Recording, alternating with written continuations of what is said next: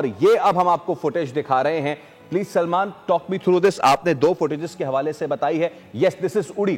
اڑی کا جو اسلحہ ڈپو ہے وہ اس وقت اڑا دیا گیا. میں چاہوں گا اس کو واشگاف پوری اسکرین پہ پھیلا کے دکھائیے کہ کیسے سچ دکھایا جاتا ہے. اور آپ دیکھ سکتے ہیں کہ لائیو اس وقت وہاں پہ دھماکے بھی ہو رہے ہیں. ہم آپ کو حاشیہ لگا کے دکھا رہے ہیں اس لال حاشیے میں کہ کس طریقے سے وہاں پہ سفید دھوئیں کے بادل اس وقت اٹھ رہے ہیں. ہمارے ساتھ موجود ہے بریگیڈیئر ریٹائرڈ بابر علاؤدین صاحب. بابر صاحب thank you so much for your time. صبح بخیر. اس سے پہلے کہ میں آپ سے سوال کروں, we are showing to our people and to the whole world کہ کس طریقے سے کاروائی کی جاتی ہے, اور یہ کاروائی اڑی میں کی گئی ہے جہاں پہ اڑا کے رکھ دیا گیا ہے سپلائی ڈپو کو, اسلحہ ڈپو کو. اور اس وقت دیکھ سکتے ہیں آپ کہ وہاں پہ دھماکے بھی ہو رہے ہیں which proves کہ جو اسلحہ ڈپو ہے دھماکہ ہوتا ہے اس کے بعد مزید وہاں سے دھواں نکلتا ہے. سو بابر علاؤدین صاحب, last night India again tried کہ وہ کسی طریقے سے اپنی بزدلانہ کاروائی کرے. ہمیشہ رات کے اندھیرے میں ہی کر پاتے ہیں پاکستان نے, لیکن یہاں اذان فجر ہوئی ہے اور یہاں فتح 1 میزائل گیا ہے اور اس وقت سے لے کے اب تک تباہی اور بربادی کا داستان بنا ہوا ہے پورا بھارت. جی الحمدللہ پوری دنیا دیکھ رہی ہے اس وقت کے کلاسک ملٹری آپریشنز کیا ہوتے ہیں. پوری دنیا اپنی آنکھوں سے دیکھ رہی ہے کہ ایک ٹپیکل پروفیشنل فوج کیسے دشمن کے اوپر جوابی کاروائی کرتی ہے. اور یہ میرا خیال ہے ایک اسٹوڈنٹس آف ملٹری وارفیئر کے لیے بھی ایک دیکھنے کی چیز ہے. ہم نے اپنے دفاع میں جو کیا ہے, جو کر رہے ہیں, وہ وہی کر رہے ہیں جو کہ ایک پروفیشنل فوج کو کرنا چاہیے. ہم نے ان کے ملٹری ٹارگٹس کو انگیج کیا ہے, ہم ان کے اسپیسیفائڈ اہداف کو انگیج کر رہے ہیں. اس میں کوئی سیولین ٹارگٹ نہیں ہے, اس میں کوئی سیولین کیجولٹیز نہیں ہو رہی. ہم نے ایٹ رینڈم ان پرووکڈ شہری علاقوں پر کوئی بامبنگ نہیں کی ہے. اور ہم نے جو کیا ہے, جو کر رہے ہیں, وہ بھی صرف اس وجہ سے کر رہے ہیں کہ ہمارے صبر کا امتحان انہوں نے اس حد تک لیا کہ ہماری اپنی سالمیت کو اس حد تک انہوں نے چیلنج کیا کہ ہمارے آپریشنل ایئر بیسز کے اوپر آ کے انہوں نے آج صبح جب ٹارگٹ کیا تو وہ آئی تھنک انہوں نے ریڈ لائن کراس کر لیا. ہم پچھلے 3 دنوں سے کہہ رہے تھے کہ ایسا نہ کرنا, اگر آپ نے ایسا کیا تو پھر آپ کو وہ جواب ملے گا, یاد رکھیں. کہ دیکھیں آپریشن ایئر بیسز, نور خان ایئر بیس پاکستان کے کیپٹل میں ہے. آپریشن ایئر بیس کو ٹارگٹ کریں اور آپ پھر یہ ایکسپیکٹ کریں کہ ہم کچھ نہ کریں گے, یہ نہیں ہو سکتا.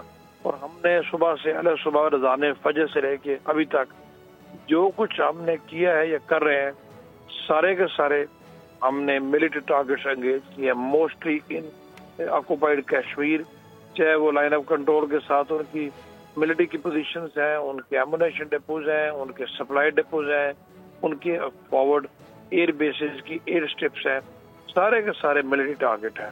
اور اس کے اوپر ہم جسٹیفائڈ ہیں, کوئی ہم مورد الزام نہیں ٹھہرا سکتا. اور اتنا پرسائزلی ہم نے ان کو انگیج کیا ہے کہ کہیں پر کسی قسم کا کولیٹرل ڈیمیج رپورٹ نہیں ہوا.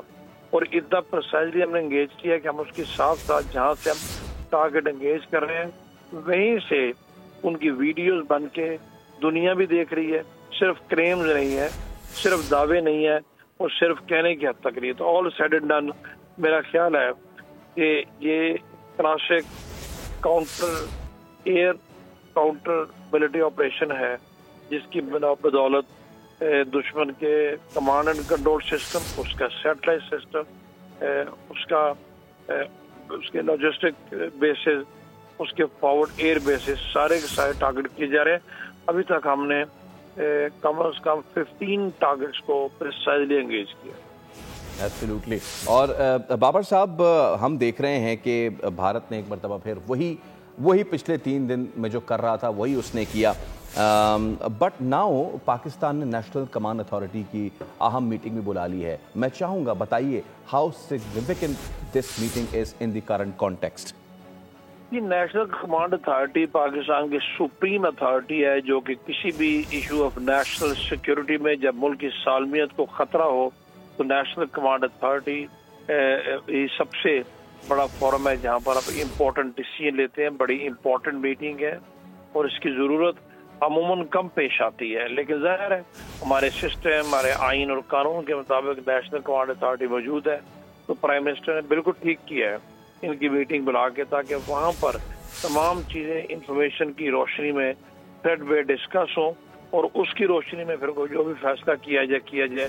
تو میرا خیال ہے بہت ضروری میٹنگ تھی، بہت ٹھیک ہوئے ہے. وہاں پر انفارمیشن شیئرنگ بھی ہوگی، وہاں پر کولیکٹیو کمانڈ ڈیسیژنز ہوں گے جو آگے چل کے پھر ڈٹرمن کریں گے کہ ہم نے ابھی اگلے ایک دن میں، اگلے 24 گھنٹوں میں، 48 گھنٹوں میں کیا کچھ ہم نے کرنا ہے.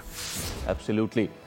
Okay sir, now the situation is کہ اس وقت اوانتی پورہ سے لے کے Sirsa air field, Udhampur air base, ہم سب کے سب تباہ کر رہے ہیں. ان کی آرٹلری گن پوزیشنز جو ہیں وہ نیوٹرلائز کر رہے ہیں.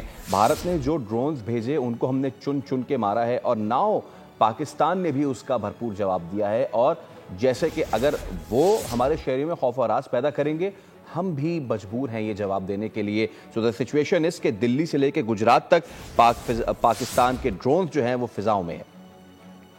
جی بالکل، پچھلے 4 دنوں سے انہوں نے جو ہمارے ملک میں ڈرونز بھیجے اتنی بڑی تعداد میں، اور ان ڈرونز کی بنیاد پر جو وہاں پر خوف و ہراس پھیلا ہمارے ملک میں، اور اس میں ایک پینک انہوں نے کریٹ کرنے کی کوشش کی. 70 ہم نے گرائے.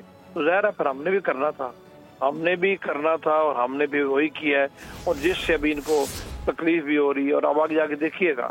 میں وہی کہنا چاہ رہا ہوں کہ ہماری اور ان کی ٹیکنیک میں فرق ہے، ہماری اور ان کی جو ہے نا اپروچ میں فرق ہے، ہماری اور ان کی اوور آل پروفیشنلزم میں فرق ہے.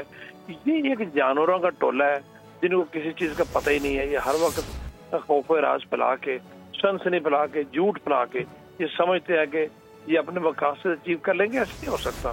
ہماری اپروچ ڈفرینٹ ہے، اور ہماری اپروچ کو دنیا سراہتی ہے. ہم ان کی طرح دشمنی بھی کرتے ہیں، ان کی طرح کم ظرفی والی نہیں کرتے. دشمنی بھی پھر ایسی کرتے ہیں کہ دشمن کو پتہ چلے دشمنی کے بھی کوئی رولز اور ریگولیشنز ہوتے ہیں. سبسکرائب کریں اور بیل دبائیں تاکہ کوئی خبر رہ نہ جائے.